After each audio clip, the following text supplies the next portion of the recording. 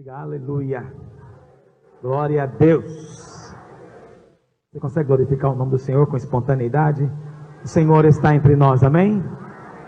O Senhor diz: eis que estou convosco todos os dias, até a consumação do século. Amém? Hoje o Senhor está conosco. Este é o dia que o Senhor fez. Nos alegramos nele. Deus vai falar conosco nessa manhã, como tem falado aqui semana após semana, porque o Senhor é bom. Ele é gracioso. Nós não merecemos nada. Ele não faz porque nós somos melhores do que ninguém. Amém? Mas Deus se deixa achar por aqueles que têm fome. Deus se deixa encontrar por aqueles que o buscam de todo o coração. Quantos vieram de todo o coração para ouvir do Senhor nessa manhã? Você vai ser então privilegiado, você vai poder tocar no Senhor. Porque muitos são aqueles que espremem o Senhor, mas somente aquela mulher ali hemorrágica conseguiu extrair dele virtude. Muitos são aqueles que vêm e cantam corinhos, que erguem as suas mãos, mas quantos tocam no Senhor? Somente aqueles que têm um coração inteiramente em Deus. Nós precisamos enfatizar esse aspecto. Eu sempre tenho dito, eu tenho falado isso para o Abel, e quero estar ministrando a nossa igreja. Nós precisamos de avançar na nossa adoração. Precisamos de avançar na intimidade com Deus. Somos um povo louvador. Louvamos muito, gostamos muito de louvar a Deus. Não é verdade? Você não gosta de louvar a Deus? Gosta ou não gosta? Eu gosto, percebo que os irmãos também gostam, mas é só na parte das músicas, vamos dizer assim, da celebração, da alegria, né? Naquela coisa mais superficial. Mas às vezes, quando nós queremos entrar para águas mais profundas, a gente percebe refugando, porque não sabe como lidar, não sabe o que está fazendo, não sabe como se relacionar na intimidade. E precisamos de aprender, precisamos ser íntimos do Senhor, chegados, precisamos de conhecer o coração de Deus. Nós de fato somos um povo que conhece a Bíblia, ou pelo menos Deus nos tem aberto a palavra aqui, né? Talvez nem todos conheçam tanto, mas pelo menos estão tendo a oportunidade de aprender. Então preste atenção, nós precisamos de conhecer a palavra de Deus, mas precisamos também de conhecer o Deus da palavra. E a palavra de Deus tem que nos conduzir ao Deus da palavra. Não adianta você ficar tocando na letra. Não adianta você vir aqui semana após semana por curiosidade mental, intelectual, ou então por tradição. Não, você tem que vir porque a palavra de Deus tem que conduzir você a Deus. Porque Deus e sua palavra são um. E muitas vezes nós gostamos muito de estudar. E pensamos que isso está dissociado da intimidade. Mas não está. Não adianta você tentar estudar a letra sem ter intimidade com o Espírito. Você tem que perceber o Espírito dentro do seu próprio espírito humano recriado. É aí que Deus fala com você. Mas muitos de nós às vezes enchemos a mente, mas a mente só não resolve. Precisamos ter o coração conquistado pelo Senhor. Posso ouvir um amém dos irmãos? Bem, nós estamos ministrando Romanos capítulo 11. Eu falei para os irmãos que os capítulos 9, 10 e 11 constituem-se num parênteses, e eu costumo dizer que são os 3 capítulos mais difíceis de toda a Bíblia. São realmente difíceis, não são fáceis. E eu não tenho a pretensão, a presunção de querer exauri-los e fazer o que 2000 anos de igreja não fez. E seria muita pressão da minha parte. Mas eu penso que o Senhor pode nos trazer uma luz extra nesta manhã e nos abrir mais entendimento ainda. Nós precisamos estar entre aqueles que conhecem a palavra de Deus. Amém, meus irmãos? E não ignoramos parte alguma. Não estamos entre aqueles que pegam suas caixinhas de promessas, escolhem versículos prediletos e espera que Deus fale com eles somente naqueles versículos prediletos. Não, nós cremos que todo este livro é palavra de Deus, inspirada por Deus. Pega a sua Bíblia. Pega essa Bíblia, ergue ela assim. Diga: eu creio que este livro é a palavra de Deus. Diga: eu não creio que ele contém palavra de Deus. Diga: mas eu creio que ele é, na sua plenitude, totalidade, inspirado por Deus, soprado pelo Espírito. Diga: eu creio que esta palavra tem poder para me alimentar, fortalecer e transformar a minha vida. Diga: por isso eu declaro que nessa manhã, após eu receber a palavra de Deus, a minha vida nunca mais, nunca mais será a mesma, no nome de Jesus. Por que nunca mais será a mesma? Porque nós caminhamos de glória de fé em fé, de degrau em degrau. Portanto, vamos avançar mais um degrau nessa manhã. Quando diz, irmãos, os capítulos 9, 10 e 11 são palavras de Deus. Precisamos de estar atentos a elas. Às vezes somos tentados a fazer um apanhado rápido e avançarmos para aquilo que é mais prático. Mas precisamos de toda a palavra de Deus. E nos capítulos 9, 10 e 11 nós vemos Paulo com um dilema. Os judeus, o povo de Israel, eles eram povo de Deus. Deus é um Deus de aliança. Deus é um Deus de propósito. Se ele fez uma aliança com Israel, esta aliança é inquebrável. Deus fez uma aliança com Israel, meus irmãos. Deus fez uma aliança com Israel. E Deus não pode negar a si mesmo. Deus não pode resolver não cumprir aquilo que ele disse. Uma vez que ele fez uma aliança, ele há de cumprir. E ele disse que Israel seria o seu povo. E que através de Israel é que todas as nações da terra seriam abençoadas. Mas Paulo então se vê diante do paradoxo. Qual o paradoxo? Por um lado, é um povo privilegiado, é um povo da aliança, é um povo que conhece os oráculos de Deus, a lei de Deus, os cultos, as cerimônias, o caminho para chegar diante de Deus. Por outro lado, é um povo que está envolvido em incredulidade. E Paulo então, diante desse paradoxo, ele se questiona no capítulo 11. Ele faz duas perguntas. Eu quero responder com você as duas perguntas. Portanto, o esboço é extremamente simples de você compreender o capítulo 11. São duas perguntas. Do versículo 1 até o versículo 10, Paulo responde uma pergunta. E do versículo 11 até o verso 32, Paulo responde a segunda pergunta. Vamos ver a primeira pergunta. Verso 1. Pergunto, pois, terá Deus, porventura, rejeitado o seu povo? Terá Deus, porventura, rejeitado o seu povo Israel? Será que Deus rejeitou a Israel? É a pergunta que Paulo faz. E qual a resposta dele? Rápida e enfática: de modo nenhum. No original grego, essa expressão significa o seguinte: Deus me livre de falar isso. Que absurdo! Entendeu? É uma coisa bem forte. Em português a gente não tem uma expressão assim tão forte, não é? Então a gente fala de jeito nenhum, de modo nenhum, absolutamente não, impossível, não é? Mas seria algo como que Deus me livre, de jeito nenhum. Deus não rejeitou o seu povo. Antes de continuar lendo aqui, eu dizer algo para os irmãos: Deus de fato é fiel. E Deus escolheu Israel. Escolheu ou não escolheu, irmãos? Vamos ler duas referências no Velho Testamento? Vamos ler lá no Salmo 94, verso 14 primeiro. Salmo 94, verso 14. Pois o Senhor não há de rejeitar o seu povo, nem desamparar a sua herança. 1 Samuel, abre lá, 1 Samuel 12, 22. O Senhor não vai rejeitar o seu povo. Está escrito claramente: o Senhor não rejeitou o seu povo. Então, talvez Paulo tinha em mente esses versículos quando ele respondeu a pergunta: será que Deus rejeitou o seu povo, Israel? Ele está dizendo: de jeito nenhum, Deus não pode rejeitar o seu povo. 1 Samuel 12, 22 diz assim: pois o Senhor, por causa do seu grande nome, não desamparará o seu povo, porque aprouve ao Senhor fazer-vos o seu povo. Deus não vai desamparar o seu povo por causa do seu nome que não pode ser mudado e nem alterado. Vamos continuar, volta lá para Romanos 11. Pergunto, pois, terá Deus porventura rejeitado o seu povo? De modo nenhum, porque eu também sou israelita, da descendência de Abraão, da tribo de Benjamim.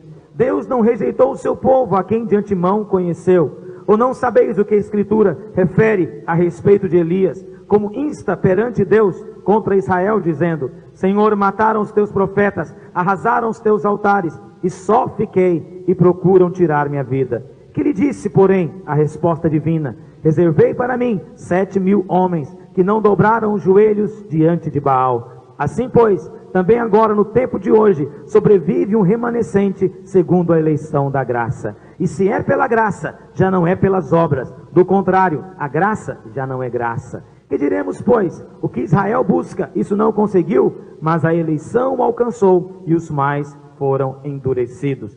Como está escrito: Deus lhes deu espírito de entorpecimento, olhos para não ver e ouvidos para não ouvir, até ao dia de hoje. E diz Davi: Torne-se-lhes a mesa em laço e armadilha, em tropeço e punição. Escureçam-lhes os olhos para que não vejam, e fiquem para sempre encurvadas as suas costas. Vamos acompanhar o raciocínio bíblico.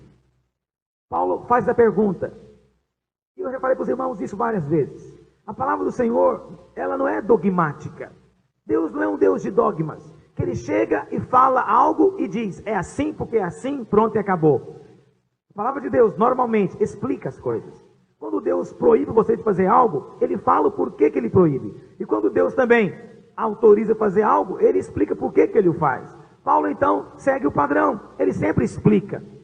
Então ele diz, Deus rejeitou o seu povo? A resposta, de jeito nenhum. Ele então lança algumas provas. Primeira prova, é uma prova pessoal. No versículo 1, ele diz, porque eu também sou israelita, da descendência de Abraão, da tribo de Benjamim. Em outras palavras, olha, Deus não rejeitou o seu povo. Eu sou uma prova viva. Olha aqui eu sou judeu, da tribo de Benjamim. Deus me escolheu. Portanto, se eu fui escolhido por Deus, é a prova de que Deus não rejeitou o seu povo. Porque eu, segundo a carne, diz Paulo, faço parte do povo de Israel. Depois ele lança o segundo argumento, verso 2. É uma prova teológica. Deus não rejeitou o seu povo a quem de antemão conheceu. Esse é o segundo argumento. Paulo fala, como é que Deus pode rejeitar o seu povo se ele conheceu o seu povo de antemão? É a mesma expressão que se encontra no capítulo 8, no verso 29. Porquanto aos que de antemão conheceu, a estes chamou, salvou, predestinou. Deus fez tudo. Deus fez tudo com aqueles a quem ele de antemão conheceu. É a mesma expressão. Então qual que é a lógica de Paulo? Olha, se Deus conheceu de antemão e ainda assim escolheu, por que ele haveria de escolher para depois rejeitar? E se ele conhecia de antemão, ele já sabia tudo que Israel era. E se ainda assim ele escolheu, então não tem sentido hoje ele rejeitar. Compreende a lógica de Paulo? Não é uma lógica muito simples, mas é perfeitamente compreensível e imbatível. Então veja bem, eu sei de antemão que o Vanderlin, ele é incrédulo, vai ser incrédulo. Eu sei de antemão. Eu não estou sendo enganado. Portanto, a incredulidade dele para mim não vai ser surpresa quando acontecer, porque eu já sei de antemão. Mas ainda assim eu falo, eu vou escolher o Vanderlin, eu quero o Vanderlin. Aí depois que eu escolhi, já sabendo que ele seria incrédulo, ainda não era, mas já sabia de antemão, eu escolhi. Aí na hora que ele manifesta a incredulidade, eu não posso dizer para ele, Vanderlin, não me decepcione. Que decepção, não esperava isso de você. Será que Deus pode dizer isso? Por que ele não pode dizer? Porque já sabia de antemão. Ora, e uma vez que ele sabia, e ainda assim escolheu, agora vai rejeitar por causa disso? Seria até injusto. Entende o que eu estou dizendo? Não posso condenar, você já sabia que seria assim. Eu escolhi porque quis fazê-lo. Deus escolheu Israel porque quis fazê-lo. E essa é a graça de Deus.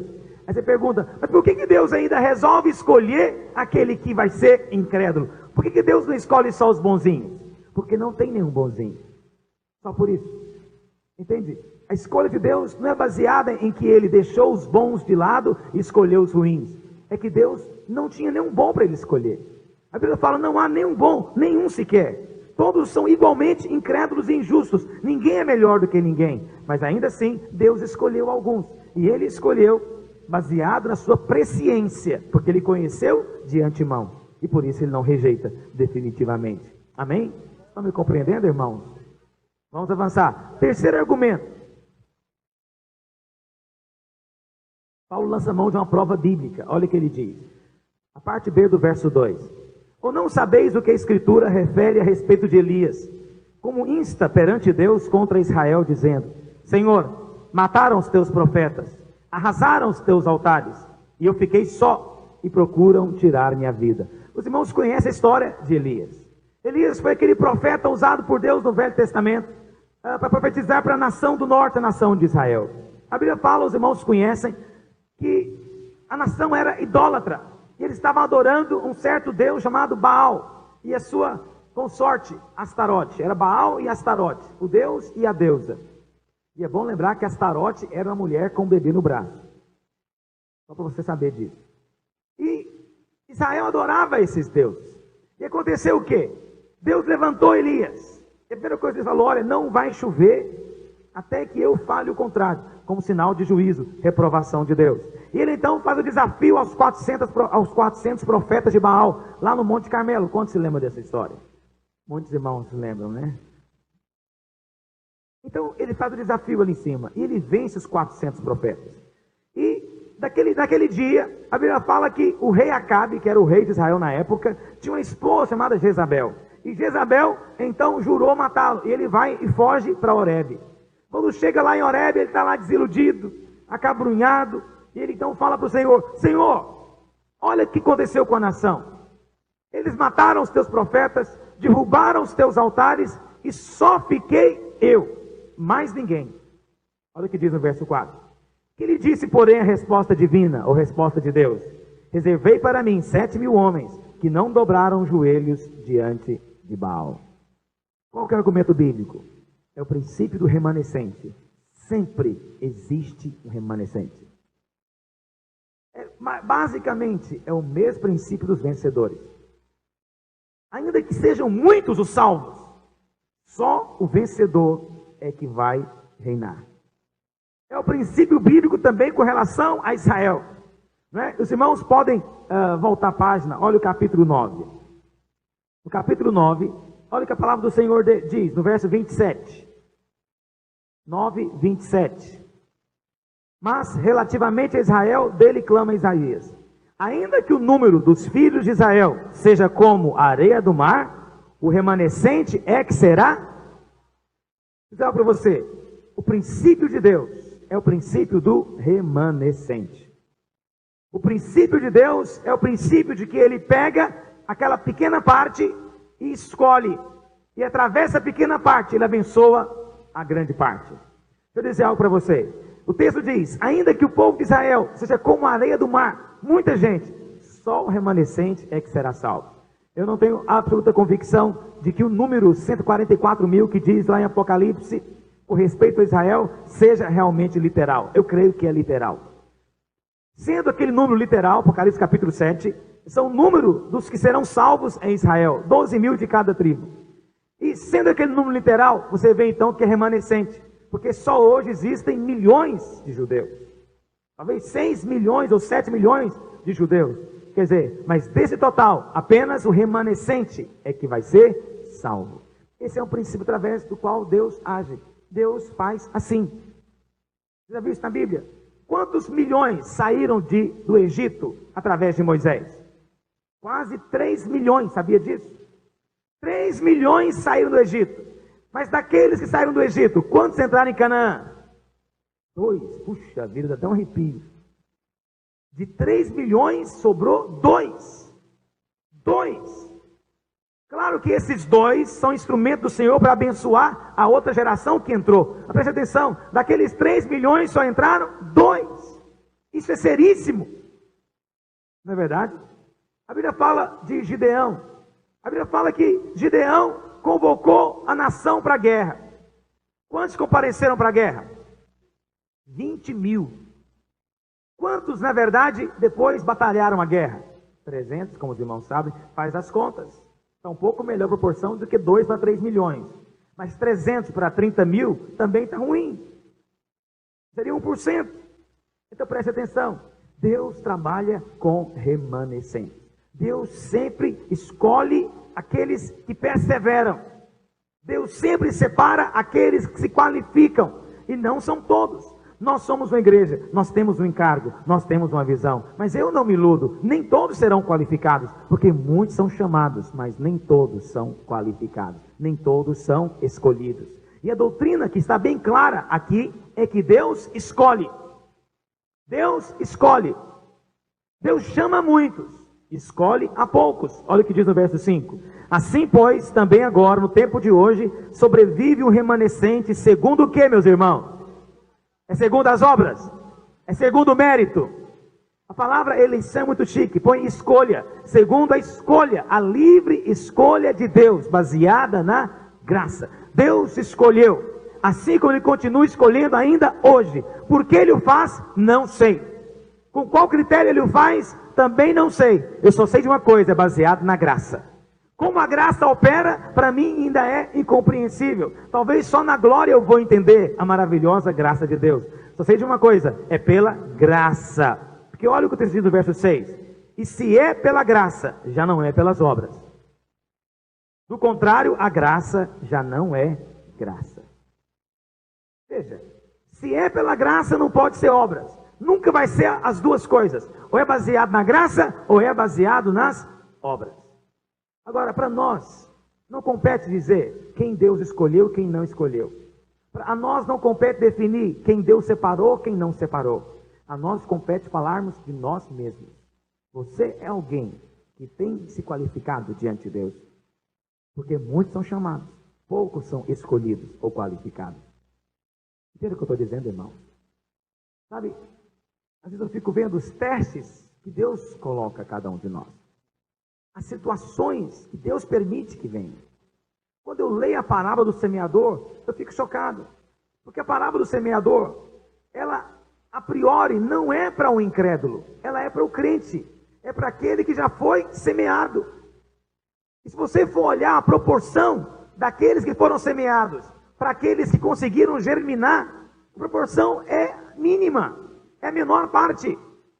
Alguns não vão para frente porque o solo é pedregoso, outros não vão para frente porque o solo é raso, outros não vão para frente porque o solo é cheio de espinhos. Poucos são aqueles que são arados, qualificados para receber a semente. Eu fico às vezes preocupado porque eu ouço pessoas falando comigo, né? E elas vêm falar comigo. Eu me lembro claramente um irmão que há algum tempo veio falar conosco, ele até saiu da igreja. Ele dizia: não, pastor, quando eu era lá da Umbanda, porque ele era da Umbanda, do Candomblé, eu não me faltava nada, eu tinha tudo, todo ano trocava de carro, eu saía daqui, pegava um avião e ia comprar um carro lá em São Paulo, só pelo prazer de comprar. Ele dizia, eu às vezes ligava lá na concessionária e mandava eles levarem um carro para mim. E agora que eu me converti, é só luta, é tribulação, é isso, é aquilo outro. Sabe, eu me lembro muito bem na época, e essa semana eu estava me lembrando disso por causa de outros acontecimentos semelhantes a esses. Deixa eu dizer algo para você. Se você ainda não é capaz de sofrer esse tipo de coisa por causa do Senhor Jesus, imagine se você vivesse na época dos discípulos.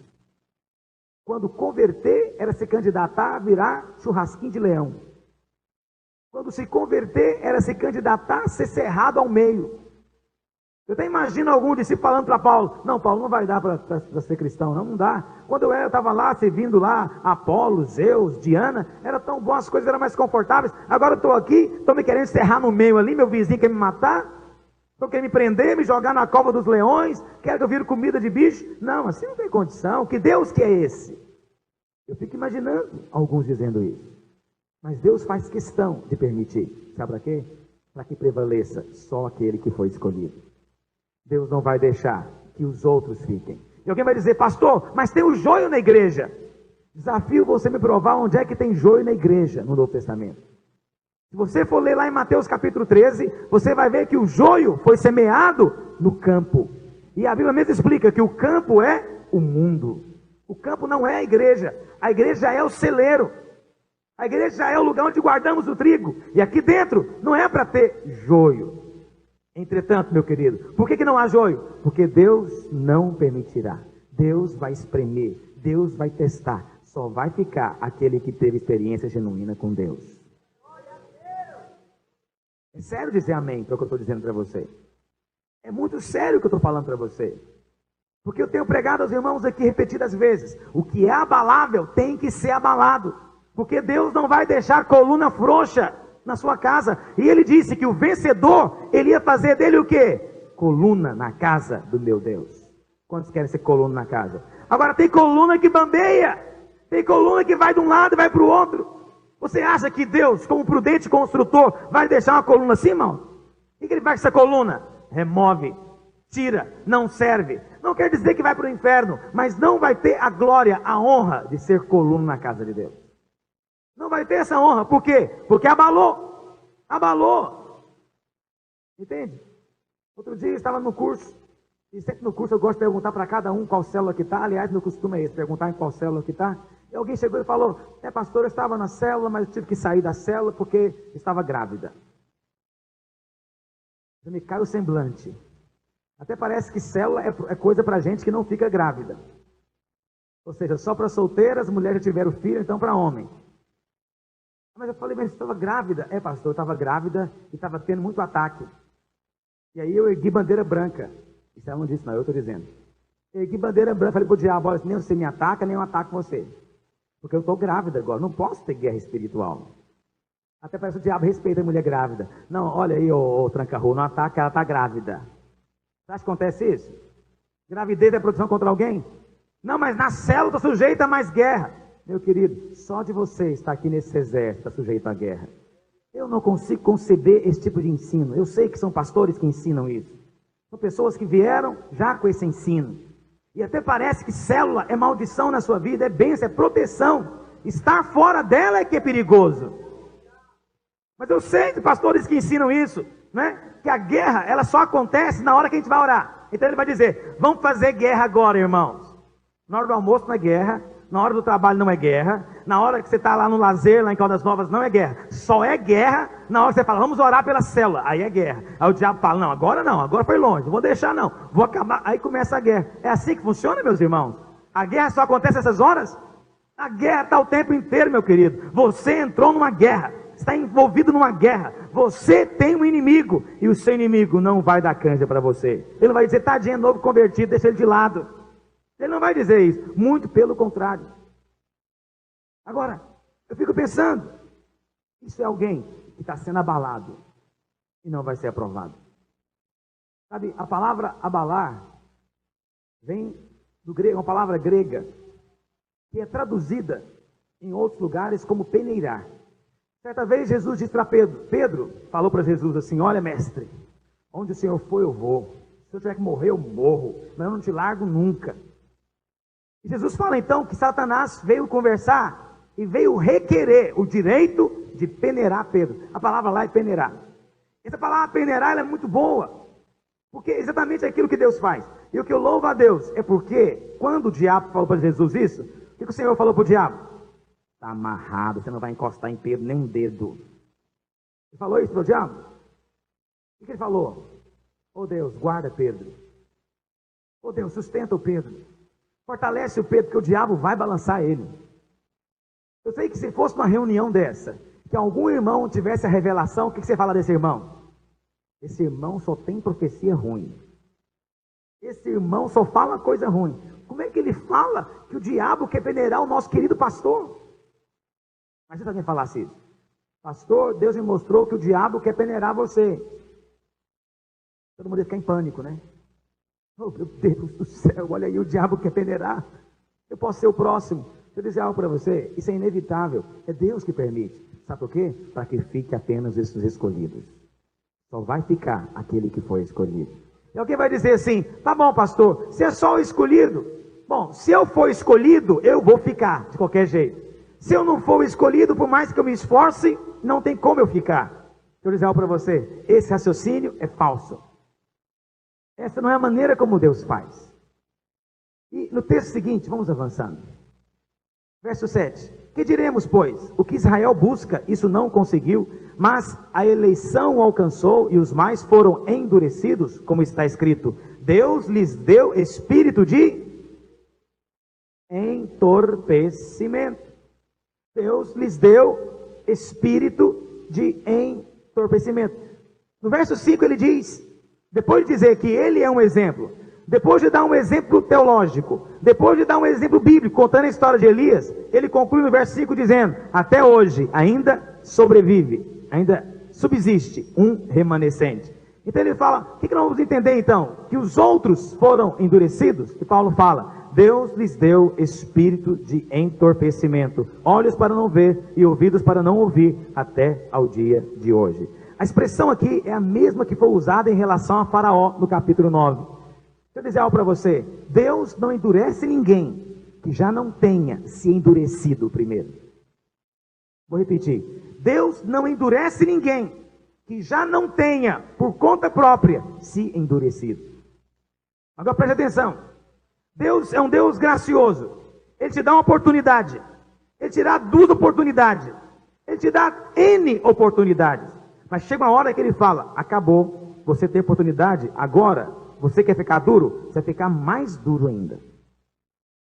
Entende? Isso está lá no capítulo 1, no verso 28. Abre lá. O que Paulo diz no capítulo 1, verso 28? De Romanos mesmo. E por haverem desprezado o conhecimento de Deus, o próprio Deus os entregou a quê, meus irmãos? Uma disposição mental reprovável. Essa disposição mental, ela acontece também com crente. É com crente. Eu vou falar aqui um exemplo, não vou mencionar o nome, mas se os irmãos identificarem o nome, entenda que minha intenção não é falar mal de ninguém, mas eu tenho que ser honesto. O Mauro frequentava uma igreja, e a cada dia eu descubro que a igreja que ele se converteu foi uma igreja que teve N oportunidades. Muitas pessoas com fome de Deus passaram por lá. Em muitas ocasiões, pessoas foram tocadas por Deus ali. E ensaiou-se uma renovação, um avivamento. Foi ou não foi, irmão? Mas todas as vezes levantou-se pessoas de cima para abafar, para dizer: não vai, não aceitamos, não queremos e não cremos. Deixa eu dizer algo para você. Por insistirem e por fazerem repetidamente a mesma postura, por fim, Deus os entrega. Eu penso que já entregou. Há uma disposição mental reprovável. Agora não tem jeito. Eles, mesmo que vissem o próprio Deus agindo, não reconheceriam, não perceberiam, porque Deus os entregou.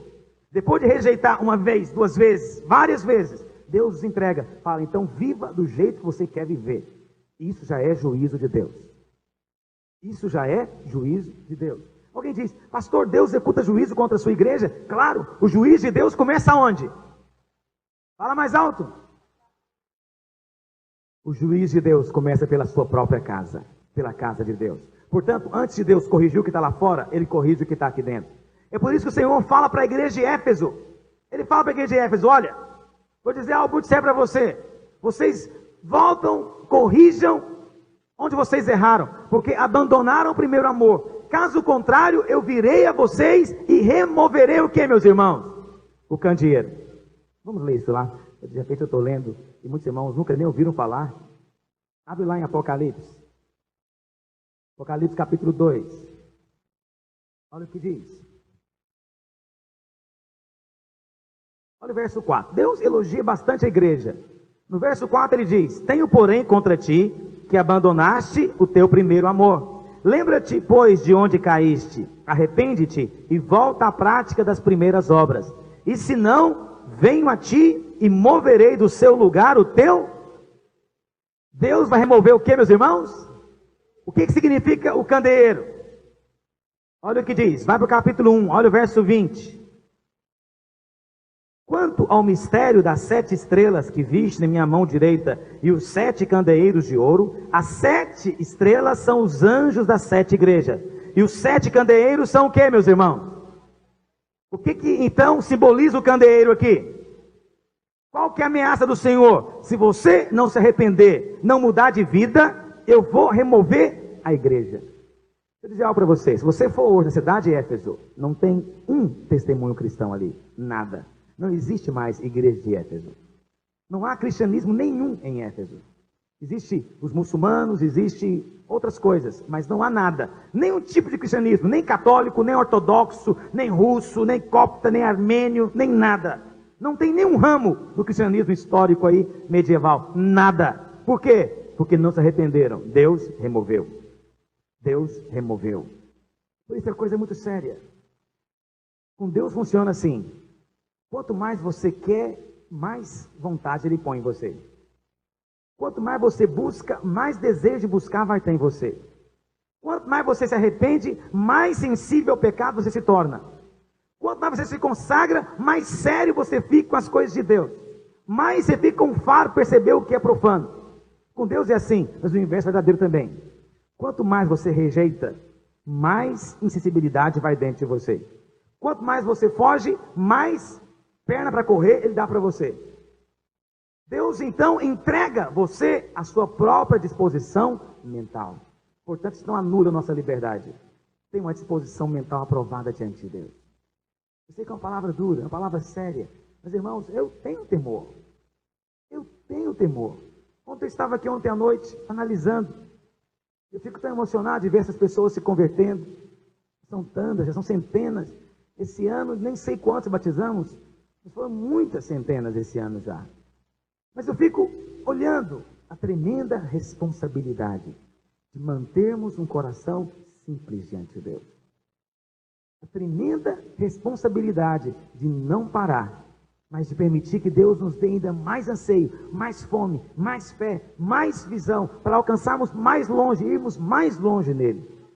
E eu sei que o Senhor fica atento ao nosso coração. E às vezes Deus nos testa com o próprio sucesso. Porque eu vou dizer algo para você: o sucesso é muito mais perigoso do que o fracasso. Qualquer pessoa no fracasso se humilha, chora, se arrepende, vai no pó. E Deus só abençoa quem está no pó. Agora, o sucesso é perigoso. Tem a tendência de subir a cabeça, produzir comodismo, comodidade. Tem a tendência de nos afastarmos do quebrantamento, da humilhação que Deus espera de nós. Por isso, em tempos de sucesso, precisamos de ter um coração para se humilhar diante de Deus. Quantos querem ter isso? Junto comigo. Eu quero dizer para os irmãos, eu tenho buscado isso do Senhor. Ontem eu vi o batismo, talvez alguém dissesse, então é tempo de festa. Eu fiz um propósito, vou jejuar a semana que vem inteira, eu vou jejuar a semana toda, só para me humilhar diante de Deus. Vou dizer para o Senhor, Senhor, eu quero mais de Ti. Não seja eu o impedimento da Tua obra, mas seja eu o motivo de avanço. Amém, irmãos? Isso nos introduz a segunda pergunta que Paulo faz. Olha o que ele diz. Verso 11. Pergunto, pois, porventura, tropeçaram para que caíssem? A pergunta aqui não está muito clara, eu vou traduzir para você. Diz o seguinte: os judeus tropeçaram e caíram a tal ponto que não haja restauração? Essa é a pergunta que Paulo está fazendo na linguagem de hoje, para você entender bem. Será que eles tropeçaram e caíram de uma maneira tal que não haja mais restauração para eles? Quando na verdade tropeçaram e até caíram. Mas a queda deles não é final e nem é definitiva. Na primeira pergunta nós vemos que a queda dos judeus não foi total, sobrou um remanescente. Agora vemos a segunda pergunta, que a queda deles não é final nem definitiva. O final é que a história vai se concluir. É no final que vamos ver a resolução do propósito de Deus. Vamos ler? Pergunto, pois, porventura tropeçaram para que caíssem? De modo nenhum, mas pela sua transgressão veio a salvação aos gentios, para pô-los em ciúmes. Ora, se a transgressão deles redundou em riqueza para o mundo, e o seu abatimento em riqueza para os gentios, quanto mais a sua plenitude. Dirijo-me a vós outros, que sois gentios, visto, pois, que eu sou apóstolo dos gentios, glorifico o meu ministério, para ver se de algum modo posso incitar a emulação os do meu povo e salvar alguns deles. Porque se o fato de terem sido eles rejeitados trouxe reconciliação ao mundo, que será o seu restabelecimento, se não vida dentre os mortos? Vou traduzir. Eu sei que Paulo vai escrever uma maravilha, um escritor. Até o português é complicado aqui. Aqui Paulo fala de uma cadeia de bênçãos. É como uma corrente com vários elos. O primeiro elo é o seguinte: a queda de Israel trouxe salvação para os gentios. Não é isso? Verso 11, na parte B. De modo nenhum, mas pela sua transgressão veio a salvação aos gentios. Diga, pela transgressão de Israel, a salvação veio aos gentios. Esse é o primeiro elo da corrente. Isso aqui está representado lá em Mateus capítulo 22. Se você quiser abrir lá para você confirmar, na parábola das bodas, da festa das bodas. Quantos já leram essa parábola aqui? Eu vou contar para você, mesmo que eu não leia. Mas abre lá. Lá diz o seguinte, que o rei resolveu fazer uma festa. Ele então mandou o convite para os nobres, aqueles que tinham direito de ir à festa. E ele mandou então o seu servo ir convidando cada um deles para a festa. Mas um a um, eles foram se excusando. Um disse, não posso, tenho que trabalhar. O outro, não posso, eu tenho que fazer uma viagem. E cada um então foi dando uma desculpa. O rei então ficou furioso e falou para os seus servos, saiam então, vão para os guetos, vão para os becos, vão para as periferias e convidem todo mundo, convidem os pobres, os mendigos, convidem os desprezados, os marginalizados, mas que a minha casa fique cheia para o dia da festa, e que na minha mesa esteja repleta. Essa é a história que Jesus conta, é uma parábola. A parábola é o seguinte: a festa das bodas, irmãos, sabem o que significa, é quando o Senhor Jesus vai voltar. E Ele quer ter um povo para celebrar com Ele. Os primeiros convites foram dados ou mandados para quem? Para os judeus. Jesus veio primeiro para os judeus. E é por isso que às vezes Ele se recusa a pregar para outras pessoas. Primeiro para os judeus.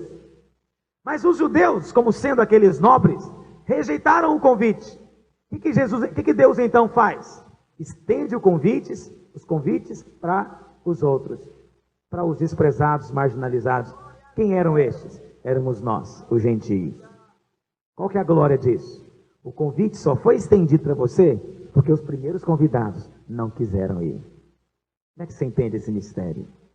Você só está sentado à mesa do rei porque aqueles que tinham direito não aceitaram o convite, desprezaram o convite. Aí o Senhor estendeu eles a nós. Por isso Paulo fala, olha, a transgressão deles foi muito bom por um aspecto, produziu salvação para os gentios.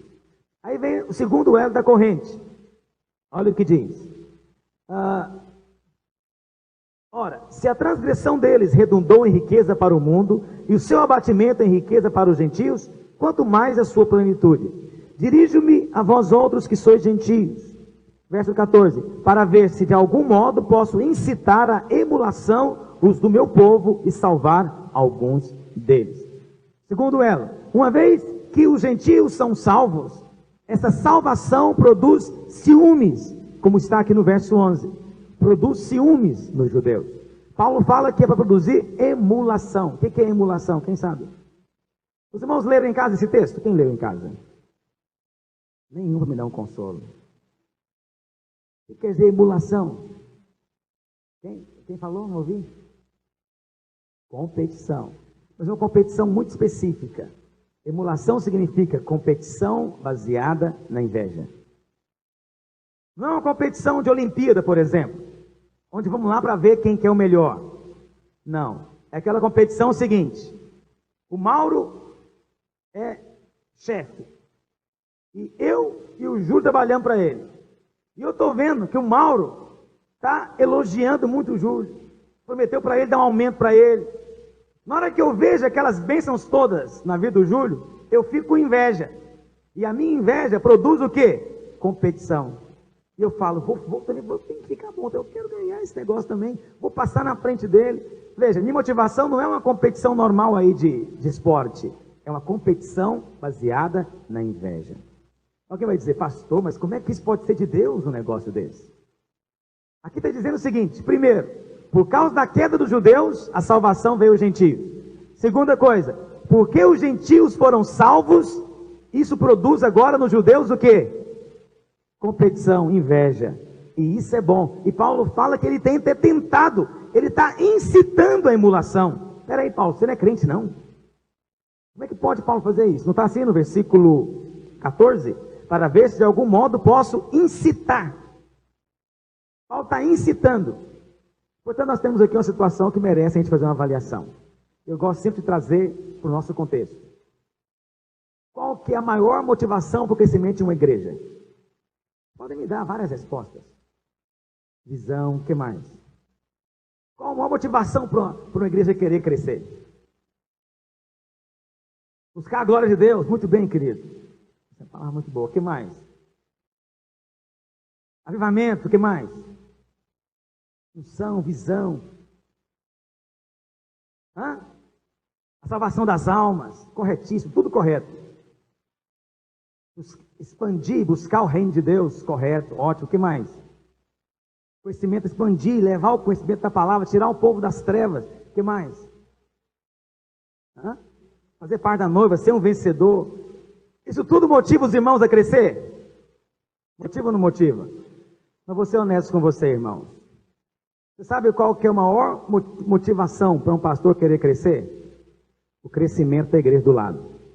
Sabia disso? O que empolga uma igreja para crescer? É quando a igreja do pastor do lado está crescendo. Ele fica louco. Trabalha igual um condenado. ele sua a camisa, ele vai atrás. Os irmãos acham que isso é pecado? Hã? Não responde tão rápido. Avalia bem. A melhor coisa do mundo é você fazer as coisas pelos motivos certos. Não é verdade? Mas sabe qual que é a lógica de Deus? É que se não é possível fazer a coisa certa pelo motivo certo, pois que faça então com qualquer motivo. É isso que Paulo fala. Ele fala assim, olha, que me importa se estão pregando o evangelho por inveja, por porfia, por ciúme e até por briga. Que me importa? O importante é estão pregando o evangelho. Essa é a lógica de Deus. Vou te contar qual que é a lógica de Deus às vezes. É o seguinte, Deus usa certas igrejas como coelho em corrida de cachorro. Os irmãos conhecem coelho em corrida de cachorro? Nunca vi na televisão, nunca vi pessoalmente, honestamente. Mas o que eles fazem? Se não soltar o coelho, os cachorros não correm. Portanto, a corrida de cachorro é para ver qual cachorro que consegue chegar mais perto do coelho, em outras palavras. Deixa eu dizer algo para você. O coelho é só a isca para fazer o cachorro sair correndo. Deixa eu contar uma coisa para você. Eu creio que Deus nos tem levantado como um grande coelho nessa cidade. Os irmãos creem nisso? Por isso, sinta orgulho disso. Glória a Deus por ser um coelho. E que os outros corram. Pastor, muita arrogância sua. Não é arrogância, não. Eu sinto no meu espírito claramente isso. Que Deus, pela sua graça, nos escolheu. Não fique pensando que Ele nos escolheu porque nós somos melhores do que ninguém. Não fique pensando que Ele nos escolheu porque eu sou um pastor mais bonitinho, mais magrinho do que os demais. Vocês sabem que isso não é verdade. Não fique pensando que Ele escolheu você para liderar uma célula porque você também é mais inteligente, mais sabido. Não é não. É tudo pela graça. Deus escolheu. Escolheu. Aleatoriamente, pastor? Não sei se aleatoriamente, mas Deus escolheu. E Ele escolheu você com um propósito. Sabe qual é o propósito? Não só de ganhar essa cidade, mas de abençoar o povo de Deus dessa cidade. Sabia disso? E eu louvo a Deus porque as fitas ficam aqui em um lugar escondido, quase não tem ninguém aqui durante o dia. Então eles chegam, né, eles ficam avaliando se tem alguém, vai lá rapidamente, encomenda, né, e de pastores que mandam até outros fazerem isso. Né? E isso é tão interessante, porque na verdade não temos por nosso nada daquilo que o Senhor nos tem dado. Isso é para o corpo de Cristo mesmo. Alguns me falam, pastor, mas você não pode ficar ensinando a palavra na televisão, você tem que pregar para os ímpios. Irmãos, eu faço aquilo que o Espírito de Deus põe no meu coração. Se amanhã Ele me inspirar para pregar, só pregar salvação, então eu vou pregar só salvação. Mas hoje, o que Ele me inspira é para abençoar muitos pastores dessa cidade. Deixa eu dizer algo para você. Eu sou um pastor privilegiado e abençoado, mas isso não me abençoou por acaso. Eu, quando vou pregar domingo, para mim, só que a minha luta é o que eu vou pregar. Porque é tanta coisa que eu tenho para dizer, eu tenho que ir separando os assuntos e planejando o que eu vou falar em cada época. Mas eu encontro pastores que vêm falar para mim, pastor, a Bíblia é um livro enorme, tem tanta coisa para você falar. E eu chego domingo e pergunto, o que eu vou falar? E esse tamanho da Bíblia acaba prejudicando, porque aí eu olho e falo, nem sei por onde começar. Deixa eu dizer algo para você. Deus permite o nosso crescimento para incitar os outros à competição. Entendeu? E vou ser franco com os irmãos, eu sou um competidor consciente. Pastor Eibe, certa vez, esteve aqui em Goiânia, e na época ele tinha, acho que eram 400 células. Eu falei para ele, você me segura, eu estou na sua cola. Eu vou te alcançar. Essa igreja vai te alcançar. Ele dizia, é impossível, nós estamos fazendo isso aqui tem mais de 10 anos, só tem 2 anos. Eu falei, espera, em 2 anos eu chego na sua cola. Já estamos na cola dele, já. Já estamos na cola dele, que ele possa ouvir essa fita depois. Já estamos na cola dele. Aí você fala, mas isso é carne. Oh, se é carne ou se não é, não me interessa. Deixa sua conta julgar isso, mas eu estou na cola dele. Entendeu o que eu estou dizendo? Deixa eu dizer algo para você. Eu olho os pastores de Goiânia, eu admiro todos eles. Tenho um respeito profundo por eles. São homens de Deus, sério, são mesmo, meus irmãos. Sabe, os irmãos não fazem ideia do que o pastor passa. E ele dinheiro não paga o que a gente passa. Vou ser franco com você. É muita luta, é muita angústia, é muita tribulação interior. E você vê pastores aí, que têm igrejas grandes, não fique pensando que lá aconteceu por acaso, fruto do nada.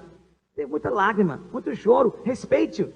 Respeite-os. Eu respeito, mas eu sempre falo comigo mesmo, eu estou na cola. Daqui a pouco eu chego lá.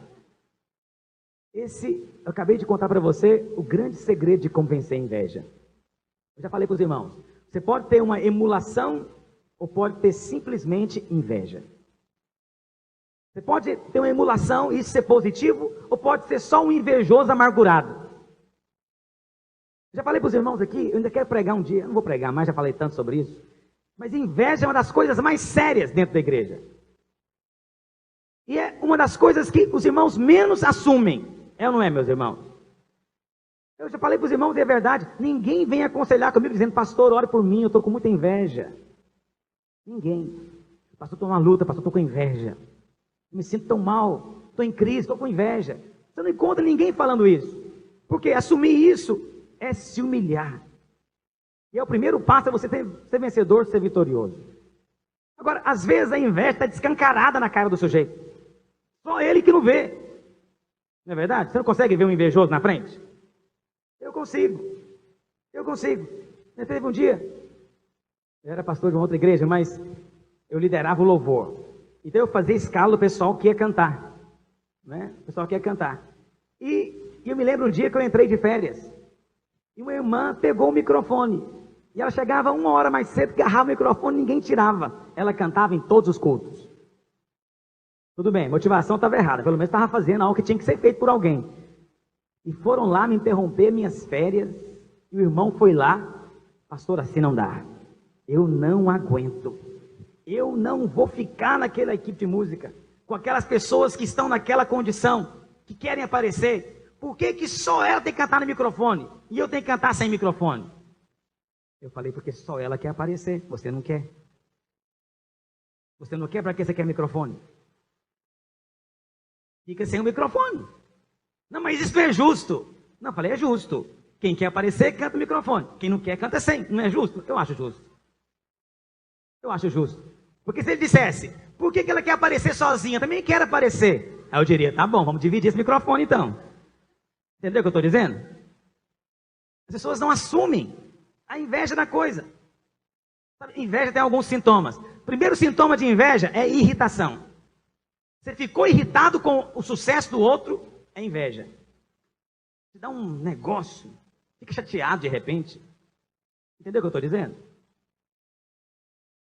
É igual ontem, um irmão batizou um tanto de gente ontem aqui, no grupo do Almir, nem sei quantos foram, uns 15 eu acho.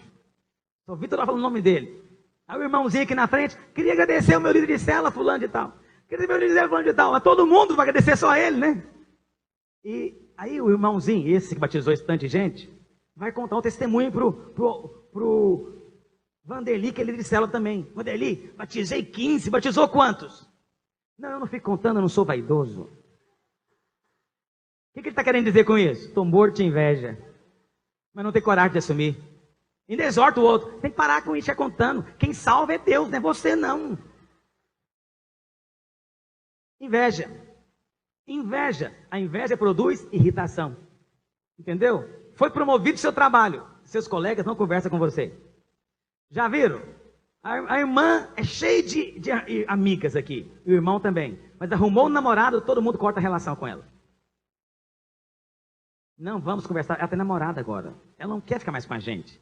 A irmãzinha fala, gente, vamos sair junto. Não, não podemos, não queremos, sei mais o quê. Isola o outro que está namorando. Por quê? Inveja. Queria que fosse todo mundo junto. A inveja irrita. Qual entende o que eu estou dizendo? Você encontrou alguém irritado por aí? Ou você mesmo já ficou irritado? Outro sintoma de inveja é o seguinte, desdém. Aí eu falo, Vanderli, batizei 15. Ele fala, só? De que você está aí com esse papo todo? Só 15, rapaz. O que é isso também, meus irmãos? Já ouviram aquele ditado? Quem desdenha?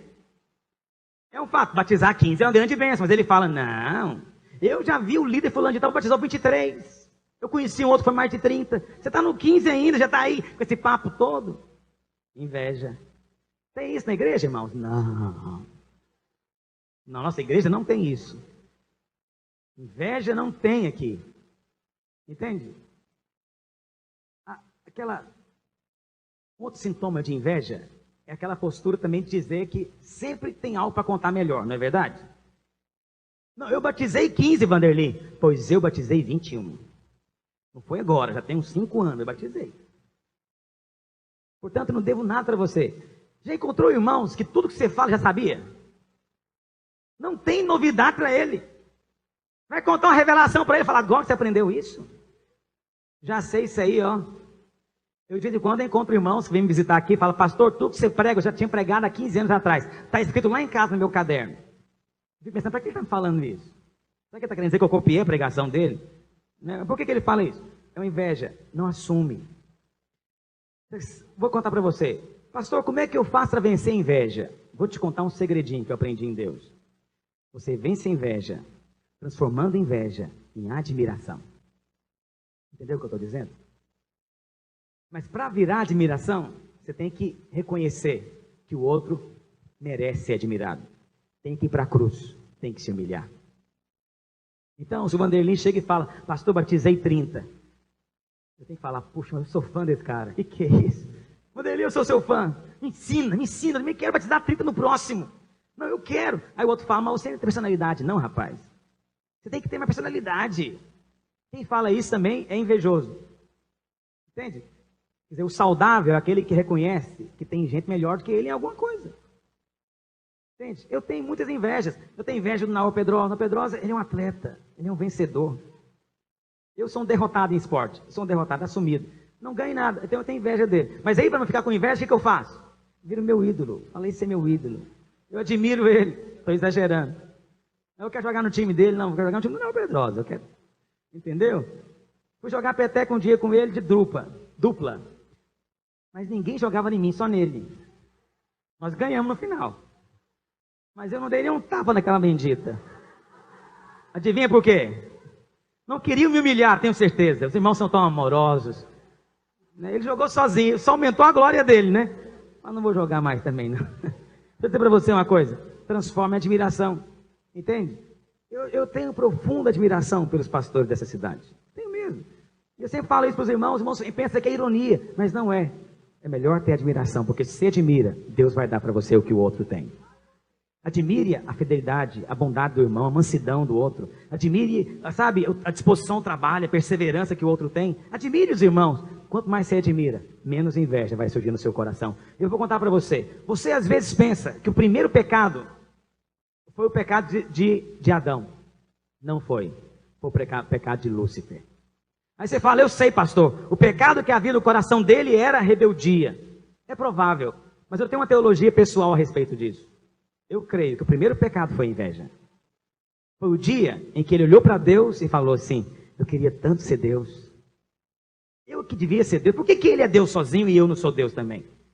A Bíblia fala que ele quis subir acima das mais altas nuvens e ser o quê? Qual outro nome para isso? Quis subir em cima do púlpito e ser semelhante ao pastor. O que é isso? É inveja. Portanto, em vez de ter inveja do pastor, admire-o. Se alegre pela vitória dele. Sabe, Satanás teve inveja de Deus. Foi o primeiro pecado. É o pior pecado. Vou falar disso aqui muitas vezes ainda, porque é o pior. É o que produz toda a raiz de amargura dentro da igreja. Inveja. Amém, irmãos? Deixa eu concluir. Paulo, então, conta o terceiro elo da corrente. O primeiro elo é esse. Irmãos, eu vou passar um pouquinho da hora, porque os irmãos também chegaram aqui bem atrasados hoje, né? Tem direito? Glória a Deus. Vou dizer para você uma coisa. O primeiro elo da corrente foi que, por causa da rejeição dos judeus, veio a salvação para os gentios. O segundo elo, a salvação dos gentios, com ela, Deus esperava produzir o que nos judeus? Emulação, competição, uma inveja qualquer. Mas nem isso conseguiu. Mas veja bem, Paulo fala que no final, se o tropeço deles foi motivo de salvação, imagina a restauração deles. É o que Paulo fala. Quer dizer, se a queda trouxe riqueza para o mundo, imagine a sua plenitude. Está no verso 12. Paulo então faz uma advertência para os gentios. Ele conta então a parábola da oliveira. Vamos ler, verso 17. Se porém, verso 16. E se forem santas as primícias da massa, igualmente o será a sua totalidade. Se for santa a raiz, também os ramos o serão. Se porém alguns dos ramos forem quebrados, e tu, sendo oliveira brava, foste enxertado em meio deles, e te tornaste participante da raiz e da seiva da oliveira, não te glories contra os ramos, Porém, se te gloriares, sabe que não és tu que sustentas a raiz, mas a raiz a ti. Dirás, pois, alguns ramos foram quebrados para que eu fosse enxertado. Bem, pela sua incredulidade foram quebrados. Tu, porém, mediante a fé, estás firme. Não te ensoberbeças, mas teme. Porque se Deus não poupou os ramos naturais, também não te poupará. Considerai, pois, a bondade e a severidade de Deus, para com os que caíram severidade, mas para contigo a bondade de Deus, se nela permaneceres, de outra sorte, também tu serás cortado. Eles também, se não permanecerem na incredulidade, serão enxertados, pois Deus é poderoso para os enxertar de novo. Pois, se fosse cortado daqui, por natureza era oliveira brava, e contra a natureza enxertada em boa oliveira, quanto mais não serão enxertados na sua própria oliveira aqueles que são ramos naturais? A advertência é a seguinte: vocês, gentios, não se gloriem em cima dos judeus. Não se ensoberbeçam. Eu falei para os irmãos que agora mesmo. Não fique aí se gloriando. Batizaram ontem 160. Tá bom, enquanto tem igreja em Goiânia que durante o ano inteiro não batiza ninguém. Mas não se ensoberbeça. Porque se pela graça Deus tem dado para vocês, e é pela graça que Ele tem feito, não é por mérito nenhum de vocês, se Deus escolheu vocês sem mérito nenhum, poderá também escolhê-los e rejeitar a vós outros, se não houver em vocês um coração que se humilha e que tributa glória a Deus. É o mesmo princípio. Por que tem célula que prospera e depois definha? Porque se ensoberbece, se coloca numa postura de que eu mereci, eu fiz por onde, eu sou tal, eu sei como fazer, eu tenho mais unção do que os demais. Quando isso acontece, é o começo do fim, é o começo do fracasso. E o que é essa oliveira? A oliveira é Israel. A raiz são os patriarcas. E Paulo fala, a raiz é boa. E porque a raiz é boa, apenas os ramos foram quebrados. O que é o tronco? O tronco são os judeus no decorrer do século, o povo de Deus no decorrer da história. O que são os ramos? Alguns ramos são judeus, outros ramos são de oliveira brava, que foi enxertada, que são gentios. Deus arrancou os ramos originais, naturais da oliveira. Arrancou por quê? Por causa de obstinação, de incredulidade, de soberba. Eles achavam que só eles eram povo de Deus, que só eles poderiam ter Deus dentro de si. E o Senhor então fala agora para nós, gentios, que não haja o mesmo espírito em vocês, de pensarem que Deus é vosso, propriedade de vocês, que vocês agora podem decidir o que Deus pensa e o que não pensa, o que Deus quer e o que Deus não quer, como se Deus fosse nosso. E podem observar como essa postura está presente em muitos crentes. Tem muito crente que acha que Deus é propriedade de alguma denominação, propriedade de alguma igreja, e que ele se acha no direito de dizer quem é e quem não é, quem é salvo e quem não é. Tenha muito cuidado, porque o ramo enxertado também pode ser arrancado. E o texto aqui não está falando de salvação, mas de propósito final de Deus. Verso 25. Porque não quero, irmãos, que ignoreis este mistério, para que não sejais presumidos em vós mesmos. Então vamos retirar essa frase, para que não sejais presumidos em vós mesmos. Para você entender o texto, olha o que diz. Porque não quero, irmãos, que ignoreis este mistério, que veio endurecimento em parte a Israel, até que haja entrada a plenitude dos gentios. Essa expressão, para que não sejais presumidos em vós mesmos, é um aposto. O que é isso? É um parênteses. Paulo está dizendo, olha, meus queridos, eu não quero... O que quer dizer ser presumido? Alguém sabe o que quer dizer ser presumido? Ser presumido é ser orgulhoso, convencido de que tem, de que sabe e de que é. É a base do preconceito. Todo preconceituoso é presumido. Ele acha que a raça dele, ele acha que o estado dele, que a cidade dele, que o povo dele é melhor do que os demais. E Paulo fala, não quero que isso aconteça, porque o endurecimento de Israel foi em parte, não foi total. E ele vai ser somente por um tempo. Deus vai restaurar a nação. Verso 26. E assim todo Israel será salvo. Todo Israel não significa cada judeu individualmente, mas significa que a nação, na sua maioria, vai ser tocada pelo poder de Deus. Verso 27. Esta é a minha aliança com eles, quando eu tirar os seus pecados. Quanto ao evangelho, são eles inimigos por vossa causa. Quanto, porém, a eleição, amados por causa dos patriarcas. Então veja, Israel vai ser salvo, não por causa de Israel em si, mas por causa da aliança que Deus fez com Abraão, com Isaac e com Jacó. Por causa da aliança, todo o tronco vai ser salvo. Porque os dons e a vocação de Deus são irrevogáveis. Vamos dizer isso? Os dons e as vocações de Deus são... É por isso que a salvação é irrevogável. A salvação é um dom de Deus. É um presente de Deus. E Deus pega de volta o presente que Ele dá? É por isso que você não pode perder a salvação, porque os dons e as vocações são irrevogáveis. Isso tem a ver com aliança. Mas preste atenção, não aplique isso para ministérios. Uma pessoa que é chamada para ser pastor, se ela não responde a Deus, Deus remove o candeeiro dele. O Nilson está aqui, ele já é pastor, mas se por acaso ele para de responder a Deus e resolve viver uma vida de incredulidade ou de pecado, de malícia, Deus passa, não pode ser pastor. Não quer dizer que perde salvação, mas ministério é diferente de salvação. Ministério é conquistado em Deus, não é presente. Tem condições sérias para ser exercido.